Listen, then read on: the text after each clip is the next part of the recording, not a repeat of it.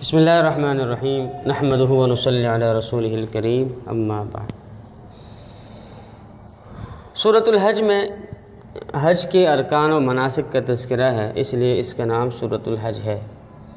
मुसहफ़ की तरतीब के लिहाज से 22वीं और नुज़ूल की तरतीब के लिहाज से ये 103वीं सूरत है।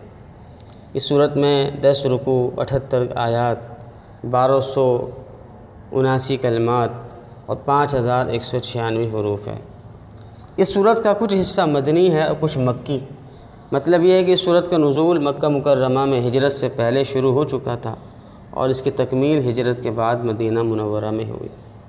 इसी सूरत में ये बताया गया है कि हज की इबादत हज़रत इब्राहीम अलैहिस्सलाम के ज़माने में किस तरह शुरू हुई और इसकी बुनियादी अरकान क्या हैं। तूफ़ान नूह में बैतुल्लाह की बुनियादें, इसकी जो बुनियादें हैं बिल्कुल मिट गई थी। अल्लाह ताला ने इब्राहीम अलैहिस्सलाम को वो बुनियादें दोबारा दिखाईं। आपने बैतुल्लाह तामीर किया और मनासिक हज अदा किए और उसके बाद हज़रत इब्राहीम अलैहिस्सलाम एक पहाड़ पर खड़े हो गए और वहाँ से हज का ऐलान किया। अल्लाह ताला ने अपनी कुदरत से ज़मीन व आसमान में रहने वालों तक आपकी आवाज़ पहुँचाई। इसी वजह से इसका नाम सूरतुल हज है। और मक्का मुकर्रमा में मुशरिकीन ने मुसलमानों को तरह तरह के मज़ालिम का निशाना बनाया था, तो इसलिए इस सूरत में मुसलमानों को सब्र की तलक़ीन की गई है। लेकिन मदीना मुनव्वरा आने के बाद इसी सूरत में पहली बार मुसलमानों को कुफ़ार के जुल्म व सितम के मुकाबले में जिहाद की इजाज़त दी गई है और फरमाया गया है कि जिन काफिरों ने मुसलमानों पर जुल्म करके इन्हें अपना वतन और घर बार छोड़ने पर मजबूर किया है, अब मुसलमान इनके ख़िलाफ़ तलवार उठा सकते हैं। इस तरह जिहाद को एक इबादत करार देकर ये खुशखबरी दी गई है कि न सिर्फ़ इसका सवाब आखिरत में मिलेगा बल्कि दुनिया में भी इंशाअल्लाह मुसलमानों को फ़तह नसीब होगी। इसके अलावा इस्लाम के बुनियादी अकायद भी इसमें बयान किए गए हैं। चुनांचे सूरत का आगाज़ आखिरत के बयान से हुआ है, जिसमें क़यामत का हौलनाक मंज़र बड़े मुअस्सिर अंदाज में पेश किया गया है। इसके अलावा भी अहम निकात और अहम बातें सूरह हज में मौजूद हैं। आयत नंबर 1 में फरमाया गया है कि क़यामत की हौलनाकियाँ दिल दहला देने वाले मनाज़िर पर मुश्तमिल है। आयत नंबर 5 में इंसानी तख्लीक के साथ मराहिल बताए गए हैं कि किस तरीके से मिट्टी से ग़िज़ा बनती है, ग़िज़ा से इंसान खाता है तो उससे फिर मनी बनती है, खून, फिर वो मनी खून के लोथड़े की सूरत इख्तियार कर लेती है, तो खून का लोथड़ा बोटी की सूरत इख्तियार कर लेती है, फिर बच्चा तख्लीक पाता है, फिर बच्चा बाहर आता है तो जवान होता है, बूढ़ा होता है। इस तरीके से 7 उसके मराहिल बयान किए गए हैं। आयत नंबर 5 और 6 में क़यामत के दलाइल बयान किए गए हैं। एक तो ये कि एक बार जब अल्लाह तबारक व तआला ने इंसान को मिट्टी और पानी से दुनिया में पैदा किया तो दूसरी बार क्यों पैदा नहीं कर सकते। और दूसरी दलील ये है कि एक मुर्दा और बंजर ज़मीन बारिश की वजह से ज़िंदा हो जाती है, उसमें सब्ज़ा उगाता है। तो क़यामत की भी यही मिसाल है कि सब लोग मरे हुए होंगे, मुर्दा होंगे और अल्लाह ताला बारिश बरसाएंगे और लोग दोबारा से ज़िंदा हो जाएंगे।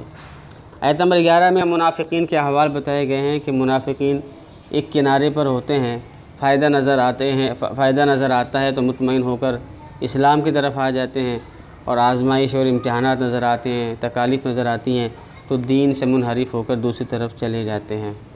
आयत नंबर 73 में अल्लाह ताला की कुदरत के दलाइल बयान किए गए हैं। आयत नंबर 18 और बहुत सी आयत में अल्लाह ताला की तौहीद के, उसकी कुदरत के दलाइल बयान करके इंसानों को तौहीद की दावत दी गई है। और आयत नंबर 73 में शिर्क के बुतलान की एक मिसाल भी बताई गई है कि बुत ना तो ख़ुद कोई चीज़ पैदा कर सकते हैं बल्कि ख़ुद बुतों को इंसानी हाथों ने बनाया होता है।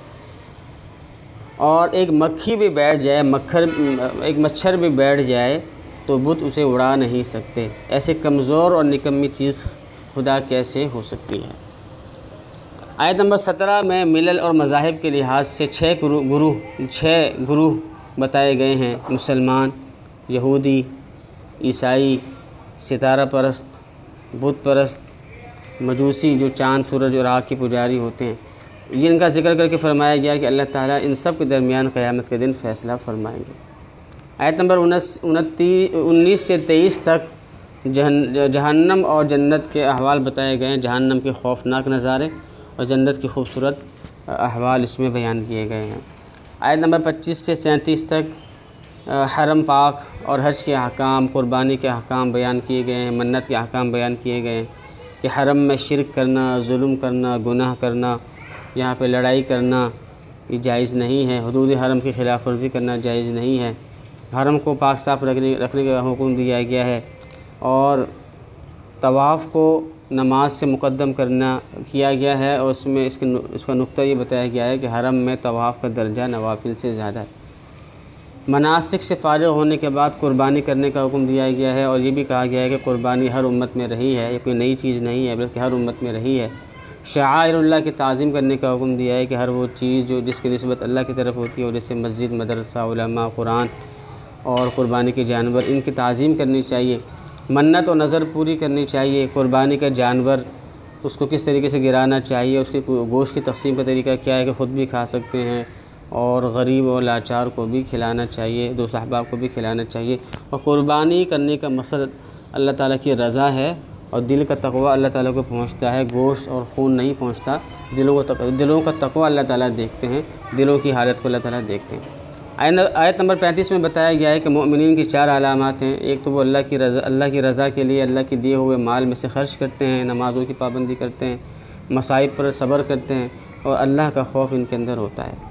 आयत नंबर 39 से 41 के अंदर जिहाद की इजाज़त दी गई है और इसकी हिकमतें बताई गई हैं कि अगर जिहाद ना हो तो मस्जिदें और जितने भी इबादत गाहें हैं और दीन हैं ये सब के सब जो है कमज़ोर पड़ जाए, मस्जिदों को गिरा दिया जाए। और आयत नंबर 78 में बताया गया इस्लाम की सिफ़ात बताई गई है। इस सूरत की आखिरी आयत में इस्लाम की सिफ़ात बयान की गई हैं कि ये असल में मिल्लत इब्राहीमी की तजदीद है और ये तंगी और हरज से पाक मज़हब है। इसमें कोई हरज, इस मज़हब इस्लाम में कोई तंगी नहीं है और इस्लाम और मुसलमान अल्लाह के मुंतखब और चुनीदा लोग हैं। इसके मानने वाले मुस्लिम कहलाए जाते हैं और ये नाम इनका इब्राहीम अलैहिस्सलाम ने रखा था। और मुस्लिम का माना होता है अल्लाह की हुक्म के सामने सर झुकाने वाला, सर तस्लीम खम करने वाला। और एक सिफ़त ये भी बयान की गई है कि क़यामत में मुसलमान दूसरे नबियों की नबूवत के गवाह होंगे और नबी करीम सल्लल्लाहु अलैहि वसल्लम इन सब की गवाही के गवाह होंगे। दुआ कि अल्लाह तबारक व तआला इन बातों को समझने की तौफ़ीक़ अता फ़रमाए, इस पर अमल करने की तौफ़ीक़ अता फ़रमाए। इसमें जो कमी बेशी रह गई अल्लाह ताला महज़ अपने फ़ज़ल व करम से माफ़ फ़रमाए। व आखिरु दावाना अनिल हम्दुलिल्लाहि रब्बिल आलमीन।